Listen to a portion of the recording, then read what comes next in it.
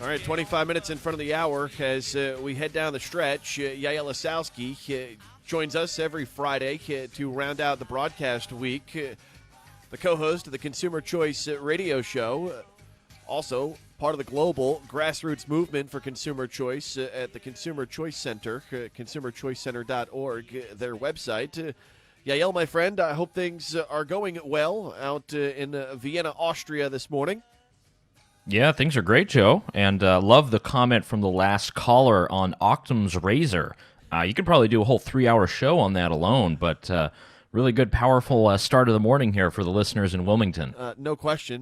We try to hit the ground running each and every day, no matter what's going on the outside of this crazy, wacky personal life that I've got with a 3-year-old running around like a madman every day. It takes a little out of you, and then to have to put thoughts together and make sense of them at 7 o'clock in the morning for 3 hours a day is often a difficult task, I got to tell you.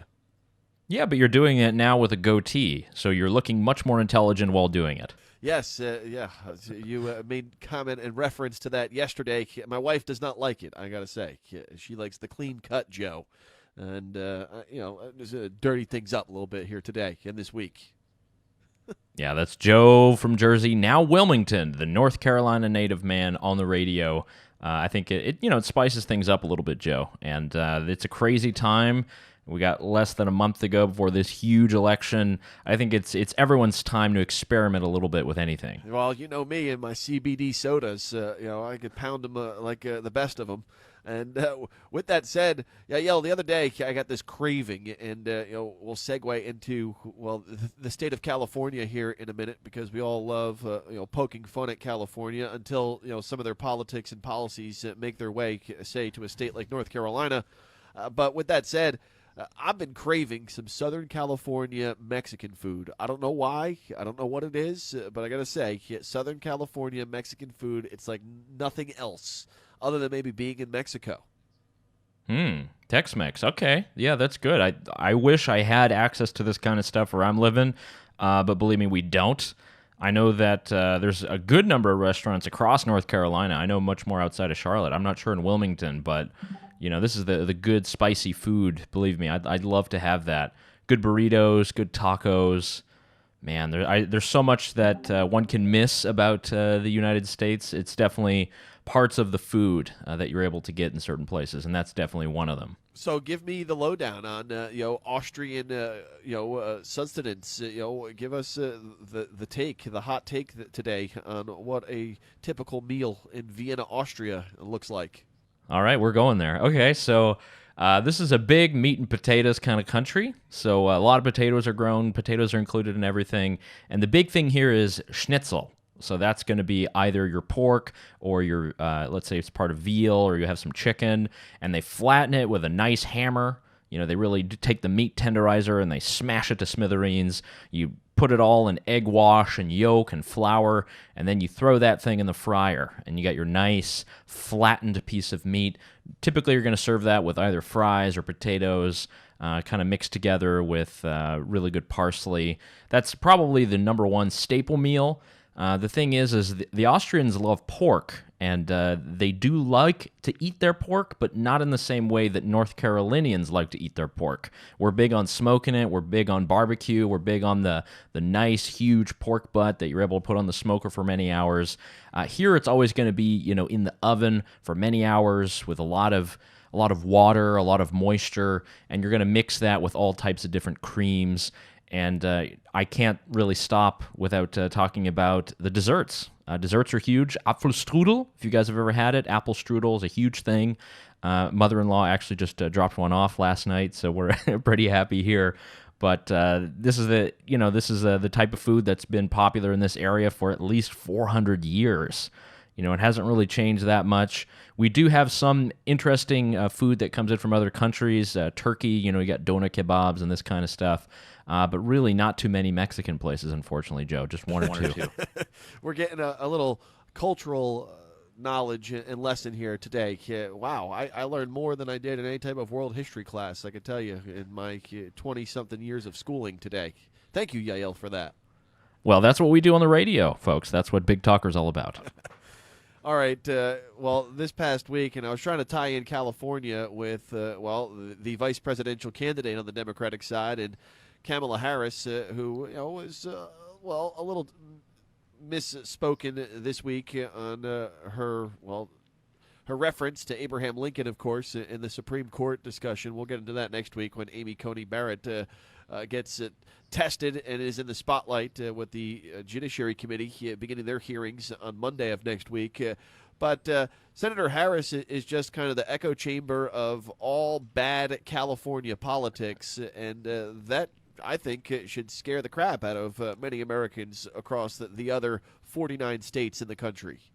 Yeah, I think one interesting point is they were talking about healthcare, and this is with Vice President Mike Pence, and they're discussing everything about pre-existing conditions and the plans. I think this would have been the perfect opportunity for Mike Pence to say, weren't you the one who raised your hand in the debate not more than a few months ago saying you wanted to totally ban private insurance? I think that would have spooked the bejesus out of most of the electorate, and people would have understood this kind of California, San Francisco elitism that exists among many political leaders in that state. And this is now on the ballot. It's on the ticket. It's something that people will be voting for come early November. And that's very problematic. And it's not just healthcare. There's definitely a lot of stuff when it comes to the federal power. I think we heard for the first time separation of powers by Mike Pence. That was like one of the first times I've ever heard that in a debate in the last at least 2 years. No one talks about separation of powers anymore. And how much they're discussing the judicial branch and how much they would like to sort of impose the rule. There's so much divide that is present in the country, but I'm not sure how much this vice presidential debate will matter. But the ideas are kind of scary, and the ideas are California-centric. When it comes to fracking, that is just a plug to this Commonwealth of Pennsylvania right there. Because Kamala Harris was all for banning fracking. Joe has said we're totally going to get rid of fossil fuels. I mean, it's not really the best environmental policy that we're going to have coming out of a potential Biden-Harris administration. And I think the California politics, unfortunately, it may infect the rest of the states. It's not a good time to do that. We're still in financial recovery. There's a lot of things that we're trying to get together after this pandemic. But man, that really was scary. I hope if the viewers felt the same way, Joe. I don't know what kind of comments you were getting all week. Well, I think it's been tough to navigate what a Biden-Harris administration would be up to, given the fact that the details have been scant. And you can go to their website and pick up some articles, on his plans for law enforcement or his tax plan, his climate change plan. But when he's not out and about, or his running mate they're not ever present in the spotlight of the American people, answering questions and getting tested. I think that also needs to be pointed out, that they've gone relatively this entire election cycle without really getting thrown through the meat grinder, so to speak, in that conversely, when you look at President Trump for his accomplishments, for his shortcomings, the guy's out there, and President Obama was kind of like that as well. He was out there all the time, like constantly on the television. I remember President Obama, when he was trying to push the Affordable Care Act, they were running infomercials like every 30 seconds on some of the news channels promoting his Affordable Care Act. For anything better or worse for President Trump, the guy speaks to the media at nauseum sometimes, and sometimes that doesn't even really lend to his to what he's trying to accomplish. As compared to what we're seeing with Joe Biden and Kamala Harris, they've been relatively silent, kind of in the woods for most of this entire election cycle, really since February. Wow, you talk about that info program, Joe. That actually brings me back to 2009. I remember it was, I think it was the holidays. I think we were in the Outer Banks, actually, so not too far from Wilmington. And it was 2009 over Christmas break, and I remember it was the voting on the Affordable Care Act. And so much propaganda on television, so much debate everywhere. It's such a huge deal. And there you did see Obama, he was doing these rallies, and he was very good. And I think that's what a lot of people are looking for, is a kind of return to the Obama-style politics of the past. Maybe people don't like the style of Donald Trump, which is understandable. But look, I focus on policy. That's what we try to do. That's what we're trying to analyze. People are going to vote on personality. I wish they would not, because sometimes it's not always the most important thing. It's important what laws are passed, whether that be at the federal or state or local level, and we have to look at the impact of it. Look, does that mean that your costs are going to go up? Does that mean you're going to have more choice in terms of where to send your children when it comes to school? There's all kinds of questions that aren't really being answered right now. There's a lot that's lost in the rigmarole of media. And added to this, it's a really polarizing time. And I think we're kind of over-politicized. Joe, you've talked a lot about the role of politics in sports and how it's kind of taken over that. I mean, politics has taken over almost anything now. I mean, do people remember Instagram before, the current political modernity, when people just take pictures of dogs and cats and their food? It seemed as if it was a bit more enjoyable. Now everything is something social justice or something Trump. This is, I think, pretty bad. There's a reason America is successful. Alexis de Tocqueville, when he came here in the 1800s, he said the reason America is so successful is because they have civil society. They're able to keep politics and private life separate.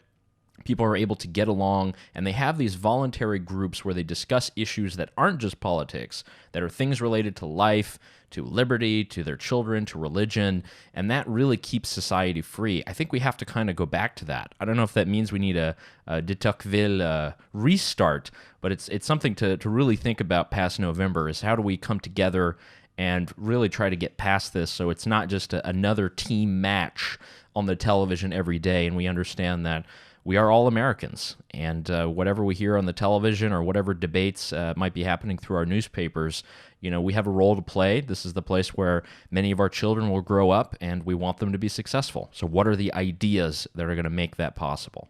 Doesn't this kind of lend to the argument, though, that, the political class, and it's both sides, that the ever-reaching and expansion of government has kind of led to the over-politicization of everything, and that people look at government as being the be-all and end-all to solve all of our problems, rather than having those conversations as a society outside of the political world, because in my mind there are no political solutions. As who was it? The Police once wrote in a song many years ago. There are no political solutions to a lot of these problems that we face, and people like you and me every day, schmoes, Joe Schmoes out there, are the ones that could be working to fix and provide solutions and ideas to the many issues, and not the government.